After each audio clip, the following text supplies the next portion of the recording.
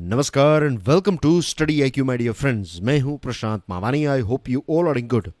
आज 21 अगस्त 2020 है और आज के दिन की शुरुआत करेंगे हम डेल कार्नेगी के एक बहुत ही इंटरेस्टिंग कोट के साथ। डियर फ्रेंड्स, डेल कार्नेगी की एक किताब है how to stop worrying and start living. ये किताब जो है वो मैं पढ़ रहा हूँ और लास्ट एक दो चैप्टर्स अब इसके बचे हैं। बहुत ही खूबसूरत, बहुत ही इंटरेस्टिंग किताब है। जब भी आपको वक्त मिले इस किताब को ज़रूर पढ़िएगा। डेल कार्नेगी कहते हैं कि our fatigue is often caused not by work but by worry, frustration and resentment. इसका मतलब ये है कि हम काम करने से नहीं थकते। हम थक इसलिए जाते हैं क्योंकि हम चिंता करते रहते हैं, हम निराशा से भरे हुए विचारों से घिरे रहते हैं और हम नाराज़ रहते हैं। ये चीज़ें ऐसी हैं जो हमारी एनर्जी को ड्रेन कर डालती हैं। आगे बढ़े उससे पहले डियर फ्रेंड्स, स्टडी आईक्यू की टीम ने मिलकर स्मार्ट कोर्स डिज़ाइन किया है। ये स्मार्ट कोर्स सिविल सर्विसेज की एग्जामिनेशन के लिए है। ये आपकी प्री और मेंस दोनों एग्जाम्स को कवर करता है। ज़्यादा जानकारी के लिए डाउनलोड करें हमारा मोबाइल एप्लीकेशन। 31 अगस्त 2020 तक हमारे स्मार्ट कोर्सेज के ऊपर चल रहा है EMI का एक offer. Make the most out of it. And again इसके बारे में भी आपको सारी इन्फॉर्मेशन हमारे मोबाइल एप्लीकेशन के ऊपर से मिल जाएगी। डियर फ्रेंड्स, आज हमारे टेबल के ऊपर 5 आर्टिकल्स हैं। बहुत सारे इंटरेस्टिंग टॉपिक्स आज हम डिस्कस करने वाले हैं। और आज के लेक्चर की PDF को अगर आप डाउनलोड करना चाहते हैं then this is my Telegram channel. You can follow me on Facebook as well. सबसे पहला आर्टिकल जो है इसका नाम है लेस टैक्सिंग। ये द हिंदू न्यूज़पेपर का आर्टिकल है। It's about national recruitment agency.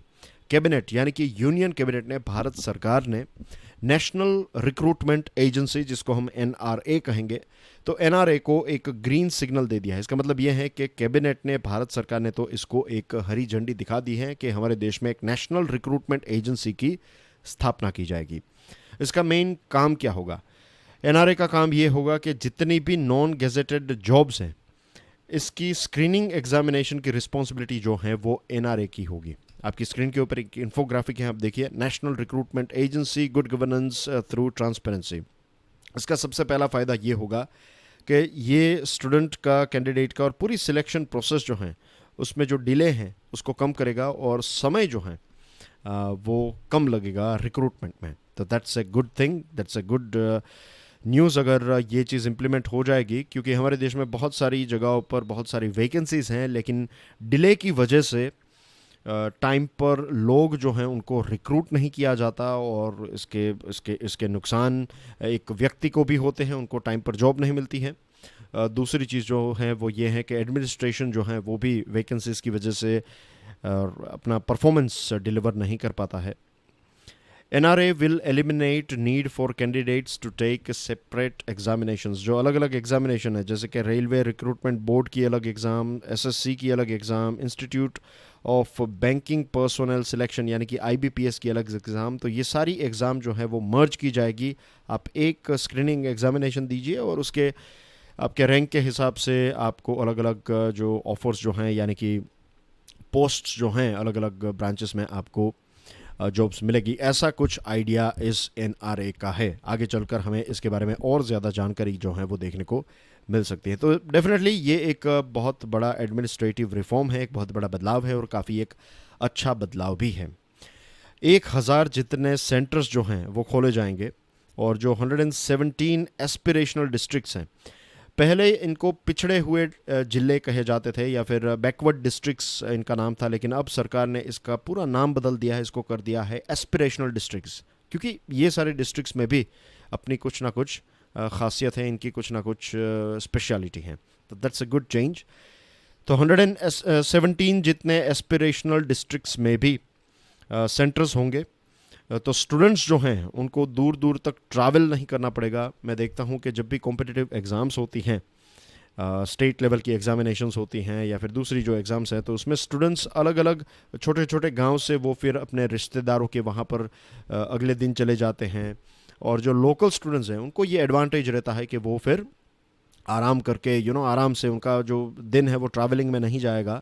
तो वो जो एग्ज़ामिनेशन से पहले का एक दिन है वहाँ पर आराम से, मीन्स घर पर आराम करेंगे।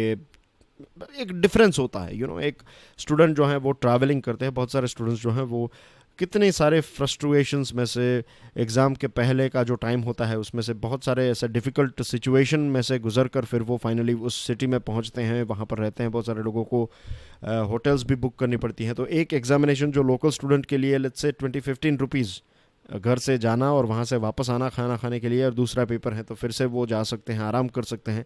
ये सारे एडवांटेज जो हैं वो बहुत सारे स्टूडेंट्स को नहीं मिलते। लेकिन ये सारे सेंटर्स जब खोले जाएंगे तो होपफुली जो रूरल एरिया के अंडर प्रिविलेज्ड कैंडिडेट्स हैं, महिलाएं जो हैं, उनको भी इनका लाभ जो है, ये फैसिलिटीज़ का लाभ मिलेगा। The gains from a single examination when offered at district level in the regional language as opposed to a multiplicity of tests in a far fewer locations are self-evident.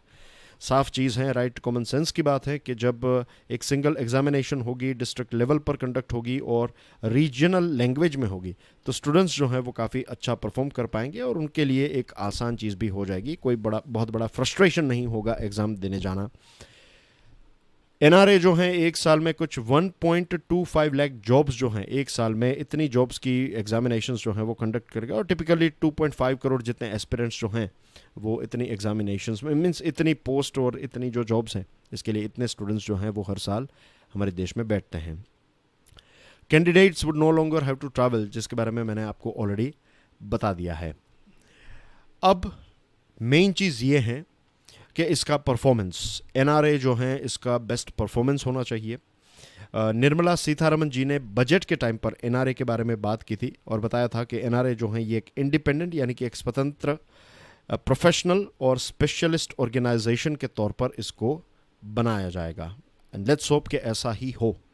New posts are sanctioned periodically but a large number of vacancies remain unfulfilled. जैसे मैंने starting में आपको बताया कि हमारे देश में vacancies तो बहुत ज़्यादा हैं, लेकिन टाइम पर इसका फिलअप जो है वो नहीं होता है और इसकी वजह से एक व्यक्ति को और इंस्टीट्यूशन को भी और देश को इवेंचुअली नुकसान होता है। एक जो दूसरा प्रॉब्लम है, जब रेलवे की बात करें हम, तो रेलवे में आपको पता है कुछ दिनों पहले की बात है कि रेलवे को बहुत सारी ट्रेन्स जो हैं उनको प्राइवेटाइज़ किया जाएगा और बहुत सारी चीज़ें रेलवे में प्राइवेटाइज होगी, तो अब इसमें कम गवर्नमेंट जॉब्स जनरेट होगी। तो ये भी एक चिंता का विषय जो है वो हम कह सकते हैं।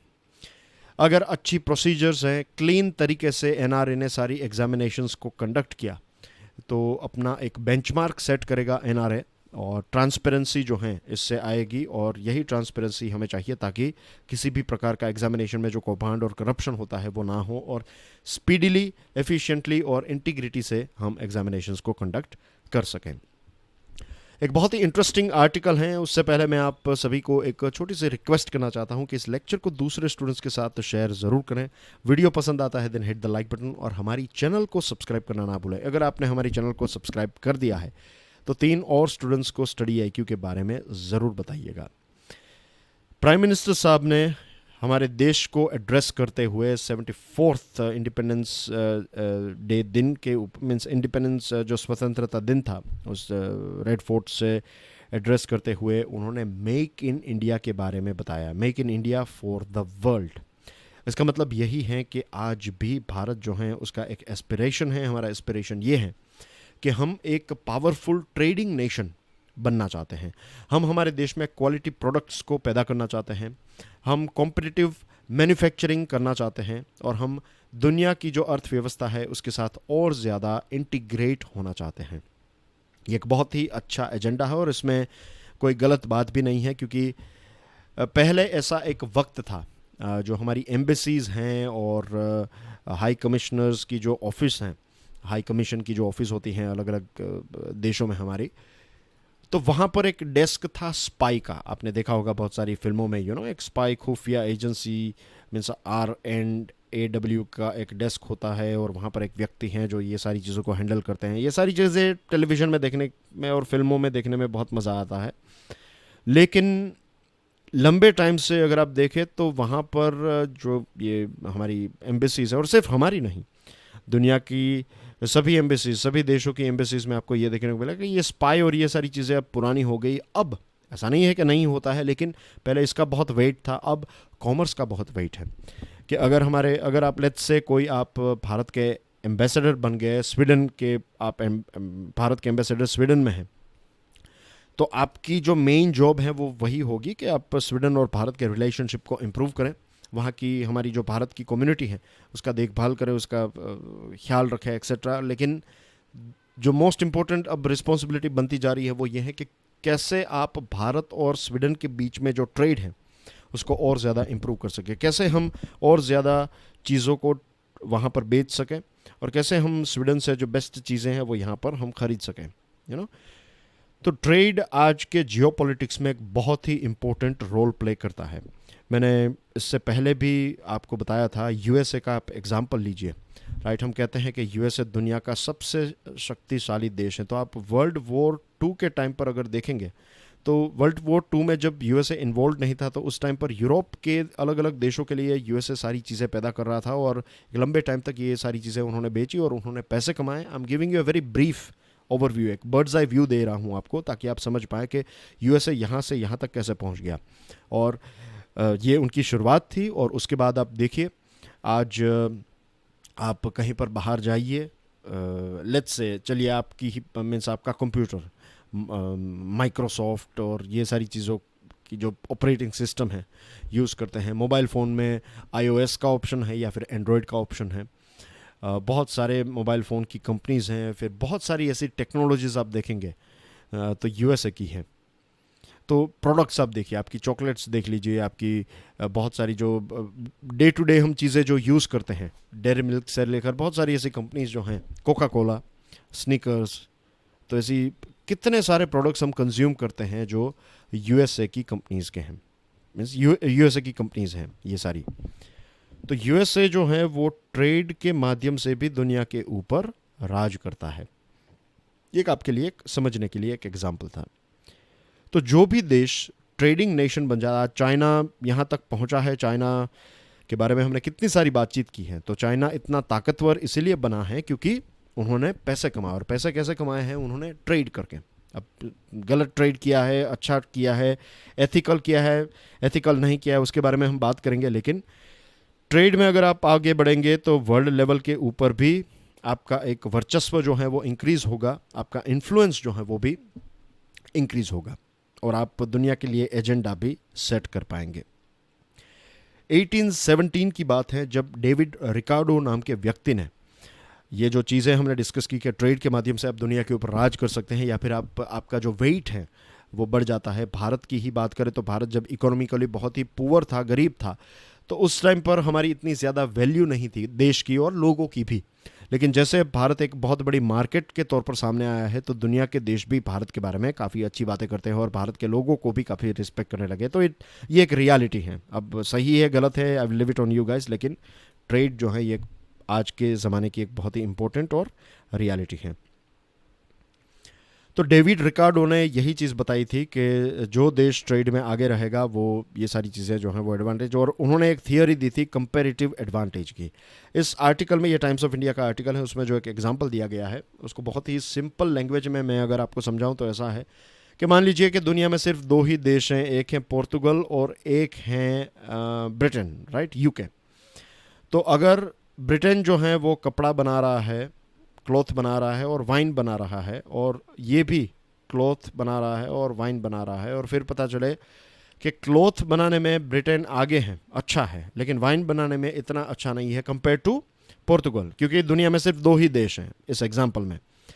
तो पोर्तुगल को बेस्ट क्या करना चाहिए कि क्लॉथ जो कपड़ा जो है वो भले ही ब्रिटेन बनाए, वाइन जो है वो पोर्तुगल बनाए, राइट।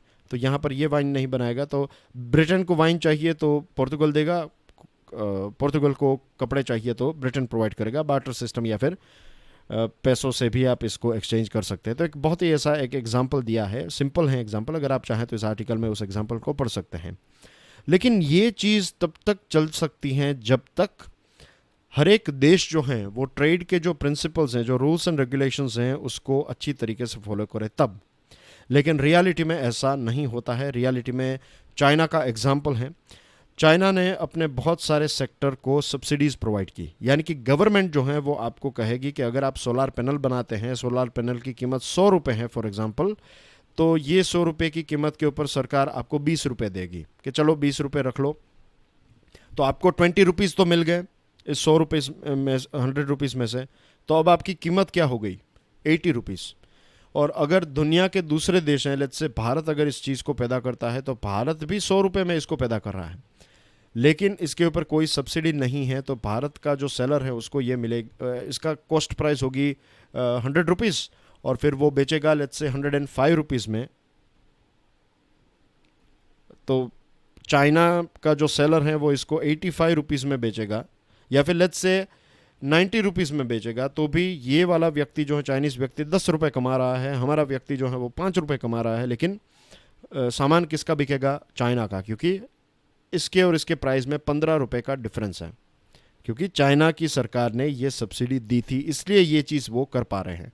और एक बार इतना प्रॉफिट आपने कमा लिया, आप इतने मास्टर बन गए, दुनिया के दूसरे बिजनेसेस को आपने चौपट कर दिया, उसके बाद आप फैक्ट्रीज, बड़ी फैक्ट्रीज बना लेंगे, आप ज़्यादा प्रोडक्शन करेंगे और फिर कॉस्ट प्राइस कम हो जाएगी, और धीरे धीरे सरकार भी सब्सिडी जो है वो कम कर देगी, और फिर आपकी मार्केट जो है वो आप छा जाएंगे, क्योंकि कॉम्पिटिटर्स को आपने जीने ही नहीं दिया, उनकी भ्रूण हत्या कर दी, राइट। फिर इंटेलेक्चुअल प्रॉपर्टी थेफ्ट। आपने एक फ़ोन बनाया, आपने आईफोन बनाया, और आपका जो आईफोन है वो खोल कर वहाँ के लोग जो हैं उसके डुप्लीकेट पार्ट्स बनाएंगे और एक डुप्लीकेट आईफोन बना लेंगे। आप जब कहेंगे कि भाई आपके देश में तो लोग डुप्लीकेट आईफोन बना रहे हैं, तो आप कहेंगे कि देखिए हमारे देश में तो 1.4 बिलियन प्लस लोग हैं, अगर आपको आपका प्रोडक्ट आपको हमारे देश में बेचना है तो ये सारी चीज़ें भूल जाइए, राइट, वरना फिर आपको हमारी मार्केट नहीं मिलेगी। तो इस प्रकार की चीज़ें भी चाइना ने की हैं। तो ये सारी चीज़ों की वजह से आप अगर रूल्स से खेल रहे हैं और दूसरा व्यक्ति रूल्स फॉलो नहीं कर रहा है, तो ऑफकोर्स वही जीत जाएगा, इज़न्ट इट, क्योंकि उनके लिए कोई रूल्स नहीं है, आप सारी चीज़ों में रूल्स लेकर चल रहे हैं। तो चाइना ने ऐसा किया है।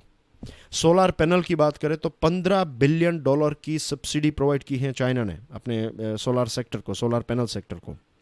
और भारत जैसे देशों में स्टील, ये सोलार पैनल और बहुत सारे ऐसे प्रोडक्ट्स जो हैं वो फ्री ट्रेड रूट से वो यहाँ पर भेज देता है। फ्री ट्रेड का मतलब ये होता है कि दो देशों के बीच में या फिर दो पार्टीज़ के बीच में एक एग्रीमेंट है कि अगर हम आपसे चीज़ें इंपोर्ट करेंगे तो हम आपके ऊपर इंपोर्ट ड्यूटी नहीं लगाएंगे, अगर हम आपको चीज़ें बेचें तो आप इसके ऊपर इंपोर्ट ड्यूटी ना लगाएं। लगभग 70-80% जितनी चीज़ों के ऊपर ड्यूटीज़ नहीं लगाई जाती फ्री ट्रेड एग्रीमेंट का। एक रफ ओवरव्यू है इसका, ये सिर्फ आपको समझना है, इसमें PhD नहीं करनी है आपको, इज़न्ट इट? ओके, तो मैं अब बात कर रहा था FTA के रूट के बारे में। तो भारत का, इंडिया का आसियान देशों के साथ, आसियान जो ग्रुप है उसके साथ एक फ्री ट्रेड एग्रीमेंट है, और फिर आसियान का एक एग्रीमेंट है चाइना के साथ। तो चाइना क्या करता है, अपनी एक फैक्ट्री इंडोनेशिया में खोल देगा और चाइना सारा सामान इंडोनेशिया में भेजेगा, और इंडोनेशिया आसियान का पार्ट है और इंडिया के साथ फ्री ट्रेड एग्रीमेंट है, तो फिर विदाउट इंपोर्ट ड्यूटी पूरा सामान जो है वो भारत को बेच देगा। तो इस प्रकार की रूटिंग जो है वो भी चाइना करते रहता है। तो इसके लिए हमें क्या करना चाहिए? यहाँ पर इस आर्टिकल में 4 स्टेप्स प्रोवाइड किए हैं राइटर ने। Reduce input cost. हमारे देश में रॉ मटेरियल की कॉस्ट ज़्यादा है, क्रेडिट, आप लोन लेने के लिए जाए तो क्रेडिट रेट ज़्यादा है, इंटरेस्ट रेट ज़्यादा है। पावर सप्लाई 24/7 हर फैक्ट्रीज़ को नहीं मिलती है।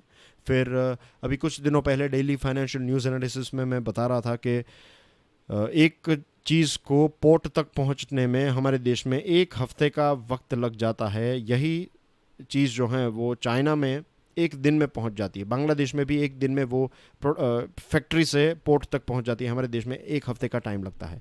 तो टाइम, टैक्सेस के रिफंड में डिले होता है, प्रोडक्टिविटी लेबर की बहुत कम है। तो इन सारी चीज़ों की वजह से इनपुट कॉस्ट यानी कि प्रोडक्शन का कॉस्ट जो है वो बढ़ जाता है। तो यहाँ पर हमें रिफॉर्म्स की आवश्यकता है। दूसरी चीज़, define make in India for the world standards and make it quality label. जब मेक इन इंडिया की बात आए या फिर हमें ऐसा एक बेंचमार्क सेट करना है कि जब भी कोई भी आप कहीं पर जाएं, आप USA के किसी मॉल में किसी चीज़ को ख़रीदने के लिए जा रहे हैं और अगर आप देखें कि it is made in India, तो आपको पता होना चाहिए कि ये बेस्ट क्वालिटी का प्रोडक्ट होगा, रीजनेबल और बेस्ट क्वालिटी। ये एक जो कहते हैं ब्रांड वैल्यू हमें हमारे देश की क्रिएट करनी होगी, और इसके लिए हमें यहाँ पर design Studios, innovation labs, standard set करना, क्वालिटी इंफ्रास्ट्रक्चर, ये सारी चीज़ें करनी होगी। दुनिया के दूसरे एक्सपर्ट देश और कंपनीज से भी हमें सीखना होगा। Expand manufacturing and trade of products of the products the world buys most. Electronic items, organic chemicals, machinery, apparel यानी कि कपड़े, टेलीकॉम, ये सारी चीज़ें दुनिया के हर एक देश जो हैं वो ख़रीदते हैं। तो इन सारी चीज़ों का प्रोडक्शन हमें इंक्रीज़ करना होगा। सिर्फ यहाँ पर चीज़ों को असेंबल करना जो है इससे कोई फ़ायदा नहीं होगा, हमें यहाँ पर कंपोनेंट भी खुद बनाने होंगे और हम ये बना भी सकते हैं। इसके लिए भी हमें पार्टनरशिप करनी होगी, जॉइंट वेंचर्स, एक्सटर्नल यानी कि बाहर से इन्वेस्टमेंट को अट्रैक्ट करने की कोशिश करनी होगी और डिजिटाइजेशन और चीज़ों को और ज़्यादा स्पीड अप करना होगा। Avoid critical dependence on any country, जैसे कि एपीआई, दवाई बनाने के लिए हम भारत को फार्मास्यूटिकल या फिर दवाई बनाने का एक हब कहते हैं, दुनिया का हब। लेकिन जो मोस्ट इम्पोर्टेंट इंग्रेडिएंट है एपीआई, एक्टिव फार्मास्यूटिकल इंग्रेडिएंट, ये हम 70% जितना इंग्रेडिएंट जो है वो हम चाइना से मंगवाते हैं। तो ऐसी डिपेंडेंसी नहीं होनी चाहिए। पावर इक्विपमेंट, सोलर पैनल्स की अभी हमने बात की, डिफेंस के प्रोडक्ट्स हैं, दूसरे एवरीडे यूज़ के प्रोडक्ट्स, ये सारी चीज़ें हमें हमारे देश में ही पैदा करनी होगी।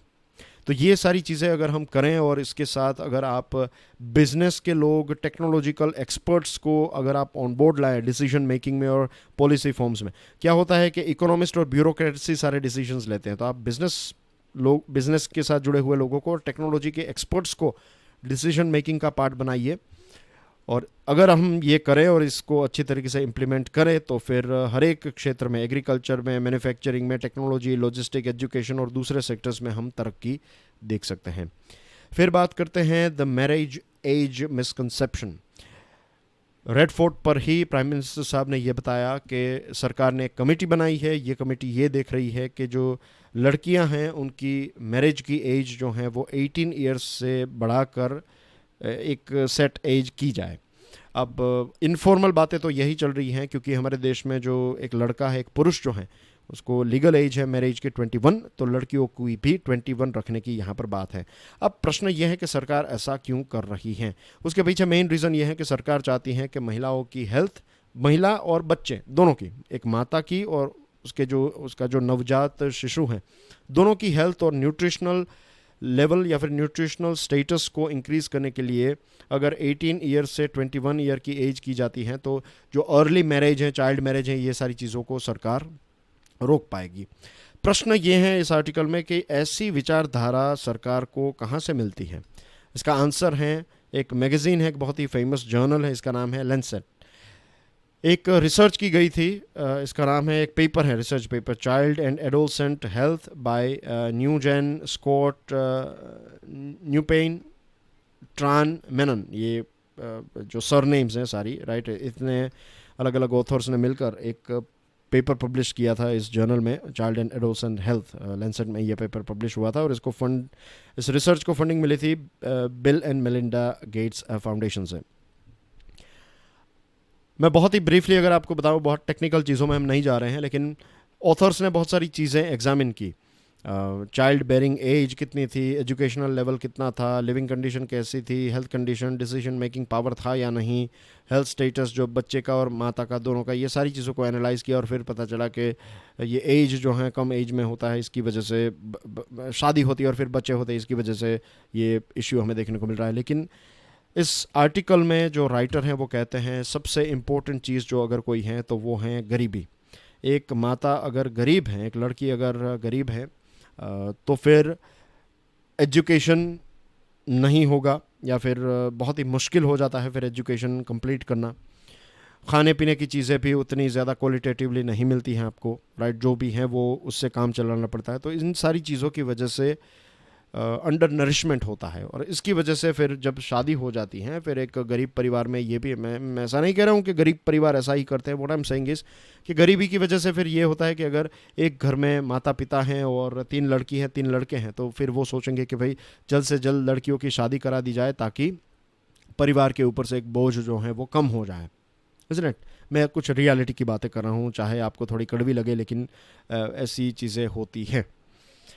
तो फिर जल्दी शादी करवाने की एक माहौल हो जाता है और फिर जब जहाँ पर गरीबी होती है, अशिक्षा है, तो फिर वहाँ पर आपको ये सारी चीज़ें भी कॉमन देखने को मिलेगी कि वहाँ पर बच्चों की शादी, जो बाल विवाह, ये सारी चीज़ें भी बहुत ज़्यादा चलती रहती हैं। एनीवे, तो गरीबी जो है इसको इतना ज़्यादा फोकस यहाँ पर इस रिसर्च में नहीं मिला है और फिर ऐसी रिसर्च हमारे सामने आती हैं और इसमें ये ऐसी सजेशंस दिए जाते हैं कि भाई एज ज़्यादा कर दीजिए। अब एज ज़्यादा जब सरकार कर देगी तो विदाउट एनी कॉस्ट, क्या सरकार को इसमें कोई खर्च करना पड़ेगा? नहीं। एक कमिटी ने डिसीजन लिया, आपने एज बढ़ा दी, विदाउट एनी कॉस्ट, किसी भी खर्च के बिना आप जो हैं एक प्रॉब्लम को सॉल्व करने की कोशिश कर रहे हैं। रियलिटी ये होनी चाहिए कि हमारे देश में आंगनबाड़ी से लेकर स्कूल्स, राइट, के बच्चों को ब्रेकफास्ट मिले, उनको लंच मिले, और अगर बहुत गरीब एरिया है तो वहाँ पर डिनर की भी फैसिलिटी प्रोवाइड कीजिए। या फिर जो एक परिवार को जो ये फूड सिक्योरिटी एक्ट के तहत जो चीज़ें मिलती हैं तो उसमें फोर्टिफाइड फूड, यानी कि ऊपर से आपने विटामिन्स और सारी चीज़ें ऐड कर दी, तो ये सारी चीज़ें हम कर सकते हैं। और इन सारे स्टेप्स की बदौलत हम न्यूट्रिशनल लेवल जो है वो बच्चों का और महिलाओं का इंक्रीज़ कर सकते हैं। अब रही बात एज की, राइट, एज जो है वो क्या होनी चाहिए, तो बहुत सारे प्रश्न हैं इसके ऊपर, एक बहुत बड़ी डिबेट हो सकती है। आप वोट जो है वो 18 ईयर्स की एज के ऊपर, मीन्स 18 ईयर्स के जब हो जाते हैं तब वोट दे सकते हैं। आप ड्राइविंग लाइसेंस ले सकते हैं। तो फिर मैरिज जो है उसकी एज 18 क्यों ना हो, इज़न्ट इट? आप अपने पॉलिटिकल जीवन का डिसीजन ले सकते हैं, तो सामाजिक जीवन का भी डिसीजन ले सकते हैं। अगर 21 ईयर्स कर रहे हैं तो फिर मीन्स 18 ईयर्स अगर महिलाओं की हैं तो फिर पुरुषों की भी 18 ईयर्स क्यों ना हो, you know. I am not saying कि ये होनी चाहिए, what I am saying is कि ऐसे प्रश्न भी हम उठा सकते हैं। तो इसकी क्या राइट एज है, ये डिबेटेबल है, और हर एक कल्चर में अलग है। जो बहुत ही पढ़े लिखे हैं या फिर आज मास्टर्स जो ख़त्म कर रहे हैं वो 30-35 तक मैरिज के बारे में नहीं सोच रहे हैं, या फिर एवरेज एज जो है 27, 28, 29 तक हो चुकी है। तो ये भी एक सोचने, आई एम नॉट सेइंग कि ये बढ़ा देनी चाहिए, बट आई एम सेइंग कि ये सारे पॉइंट्स भी हमें कंसिडर करने चाहिए। Okay, in Bihar election commissions challenge. Dear friends, कल हम बात कर रहे थे श्रीलंका के बारे में, इज़न्ट इट? और मैंने SY कुरैशी साहब का नाम लिया था। तो आज ये आर्टिकल इंडियन एक्सप्रेस में SY कुरैशी साहब ने लिखा है। और अभी बिहार में नवंबर में 243 मेंबर की लेजिस्लेटिव असेंबली के इलेक्शंस होंगे। एक डिमांड चल रही थी कि भाई इसको डिले किया जाए, लेकिन फिर इलेक्शन कमीशन ने ये तय किया है कि इसको डिले नहीं किया जाएगा, इसको टाइम पर कंडक्ट करवाया ही जाएगा। 34 कंट्रीज़ ने इलेक्शंस एग्जीक्यूट किए हैं ये पेंडेमिक के टाइम पर। और श्रीलंका की हम बात कर रहे थे, स्टार्टिंग में साउथ कोरिया ने भी काफ़ी सक्सेसफुल इलेक्शन कंडक्ट किया। इलेक्शन कमीशन ने कुछ अपने रूल्स एंड रेगुलेशंस बनाए, जैसे कि पोलिंग बूथ जो हैं, एक पोलिंग बूथ में पहले 1500 जितने लोग वोट देने के लिए जाते थे, अब इसको कम करके 1000 कर दिया है। 33,797 ऐसे टेम्पररी पोलिंग स्टेशंस क्रिएट किए जाएंगे। फिर जो इलेक्शन ऑफिशियल्स हैं उनके लिए भी सेंसिटिव कैपेसिटी बिल्डिंग की जाएगी, कोविड सेंसिटिव कैपेसिटी बिल्डअप की जाएगी। और काउंटिंग टेबल जो है उसको भी थोड़ा कम कर दिया गया है। ओपोजिशन पार्टीज़ जो हैं उनका मानना ये है कि भाई वोटर टर्नआउट जो है वो थोड़ा ख़राब रहेगा, पुअर होगा, लेकिन इलेक्शन कमीशन ने पोस्टल बैलेट की फैसिलिटी भी प्रोवाइड की है। जिनको कोविड-19 है, जिनकी एज 80 से ज़्यादा हैं, जो कोई डिसेबल हैं, एसेंशियल सर्विसेज के वर्कर्स हैं, तो इन सभी को पोस्टल वोटिंग का ऑप्शन दिया जाएगा। लोगों के अंदर जागरूकता पैदा करने के लिए SVEEP, ये फुल फॉर्म आपको याद रखना है, इसके ऊपर से आपको प्रश्न पूछा जा सकता है। तो व्हाट इज़ SVEEP? तो ये है systematic voter education for electoral participation. तो ये भी कंडक्ट किया जा रहा है वोटर एजुकेशन और मोबिलाइजेशन के लिए। अब कोविड-19 का माहौल है तो जो बड़ी बड़ी रैलीज हम देख रहे थे वो नहीं होगी, लेकिन डिजिटल कैंपेन होंगे। डिजिटल कैंपेन में जो बड़ी पार्टीज़ हैं जैसे कि BJP, कांग्रेस एक्सेट्रा, तो इन सारी पार्टीज़ के पास ज़्यादा फंड है, तो इनका कैंपेन जो है वो बड़ा होगा। सोशल मीडिया के ऊपर भी बहुत बड़ा कैंपेन हमें देखने को मिलेगा। और ऐसा नहीं है कि डिजिटल कैंपेन्स जो हैं यही इसका एक एंड है। डिजिटल कैंपेन के भी लिमिटेशंस है, जैसे कि हर एक जगह पर रूरल एरिया में, हिली एरिया में, फॉरेस्ट एरिया में इतना कोई अच्छा नेटवर्क नहीं है।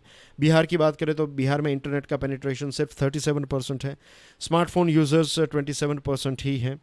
तो सिर्फ डिजिटल कैंपेन से कुछ नहीं होगा, आपको बाइक की रैली और कार रैली और ये सारी चीज़ों की परमिशन भी देनी पड़ेगी, और ये सारी परमिशन जो है वो इलेक्शन कमीशन दे सकता है। प्रॉब्लम ये है इक्वल अपॉर्चुनिटी का। फॉर एग्जांपल बड़ी पार्टी जो है, एक पैसे वाली पार्टी जो है, वो अलग अलग जगहों पर बड़े टेलीविजन्स या फिर डिजिटल बोर्ड्स लगाएगी, और फिर ऑनलाइन ऐसे डिजिटल भाषण और ये सारी चीज़ें जो हैं वो हमें देखने को मिल सकती हैं। सोशल मीडिया के ऊपर भी बड़े कैंपेन्स हो सकते हैं, लेकिन सोशल मीडिया जो हैं, इलेक्शन और सोशल मीडिया, ये इलेक्शन कमीशन के लिए एक बहुत बड़ा टास्क बड़ा देता है, क्योंकि अभी हम बात कर रहे थे ये फेसबुक और बीजेपी के एक लीडर के बारे में, कल हम इसके बारे में बात कर रहे थे। और लास्ट टाइम जब दिल्ली में इलेक्शन था तो कपिल मिश्रा जो बीजेपी के लीडर थे, उन्होंने कुछ कमेंट्स डाली थी और फाइनली एफआईआर भी उनके अगेंस्ट दिल्ली पुलिस ने फाइल की थी। तो इलेक्शन कमीशन ने इसका भी ध्यान रखा था। तो वॉलंटरी कोड ऑफ एथिक्स जो हैं उसको इम्प्लीमेंट करने में I am sure election commission पीछे नहीं हटेगा। और बिहार का जो इलेक्शन है ये एक अपॉर्चुनिटी है इलेक्शन कमीशन के लिए भी कि वो अपनी एफिशिएंसी को, अपने कैलिबर को प्रूव करे, और इसी के साथ साथ ये पॉलिटिकल पार्टीज़ के लिए, लोगों के लिए भी एक नई चीज़ होगी। Moving on to last item, ये एक बहुत ही इंटरेस्टिंग आर्टिकल है। आप अगर इसके बारे में सोचें तो ये एक गेम चेंजर है। एक छोटी सी चीज़ है, बहुत सारे न्यूज़पेपर्स ने इसको कवर नहीं किया, लेकिन इंडियन एक्सप्रेस ने इसको कवर किया है। 7th स्टैंडर्ड की अगर आप बुक देखें तो उसमें है एक जॉयसी किल्मर की एक पोयम है जो कहती है कि only God can make a tree, कि सिर्फ भगवान ही एक पेड़ जो है उसको पैदा कर सकते हैं। लेकिन यहाँ पर एक एग्जाम्पल अच्छा है कि भगवान ही नहीं लेकिन लोग भी अगर मिल जाएं तो एनवायरनमेंट को बचा सकते हैं। हुआ ये कि गोवा में ये स्टॉर्म की वजह से एक बहुत बड़ा 200 साल पुराना एक ये ट्री था, बनियान ट्री, तो ये गिर गया। तो ये जो गिर गया तो फिर लोग इकट्ठा हुए, बहुत सारे लोगों ने कोऑर्डिनेशन से पैसे फंड रेजिंग की, बहुत सारे लोग एफर्ट्स दिए। हैदराबाद से लोग गोवा तक पहुँचे, एक्सपर्ट्स, तो सब कोई वहाँ पर पहुँचा और फिर से इस गिरे हुए ट्री को फिर से प्लांट कर दिया। ये 200 साल पुराना ट्री जो है वो सिर्फ एक पेड़ नहीं है, ये एक अपने आप में एक पूरी इकोसिस्टम थी। यहाँ पर एक सांप जो है, स्नेक जो है, इसका एक घर था, एक बुल यहाँ पर नीचे इनकी छांव में बैठता रहता था, इंसेक्ट, बर्ड्स, एनिमल्स एक्सेट्रा। तो बहुत सारे लोगों के लिए, बहुत सारे नॉट लोग बट बहुत सारे ऐसे जीवों के लिए ये अपना एक घर था जिसको लोगों ने फिर से लगा दिया है। तो ये अपने आप में एक एग्जाम्पल। अब ये पेड़ सिर्फ उस व्यक्ति का नहीं रहा, ये कम्युनिटी का पेड़ बन गया, इसलिए हर किसी ने अपने अपनी यहाँ पर योगदान दिया और इस पेड़ को वापस फिर से जीवित किया है। तो ऐसे ही हम मिलकर एनवायरनमेंट को जीवित रख सकते हैं। जितनी भी नेगेटिव खबर है, climate change, plastic pollution, air pollution और बहुत सारी चीज़ें, तो ये सारी चीज़ें हैं, लेकिन अगर लोग एक बार ठान लें, अगर लोग मिलकर काम करें तो ये चीज़ हम अचीव कर सकते हैं। और ये एक रे ऑफ होप है, ये एक आशा की किरण है। सिर्फ ये पेड़ नहीं लगाया है, ये इंसानों के लिए एक आशा की किरण भी लोगों ने यहाँ पर स्थापित की है। और ये रही कुछ न्यूज़ आइटम्स डियर फ्रेंड्स, इसको एक बार देख लीजिएगा, right. And that's everything in today's discussion. Thank you very much for watching this video. इस वीडियो को शेयर करने के लिए भी thank you. God bless you all. जय हिंद।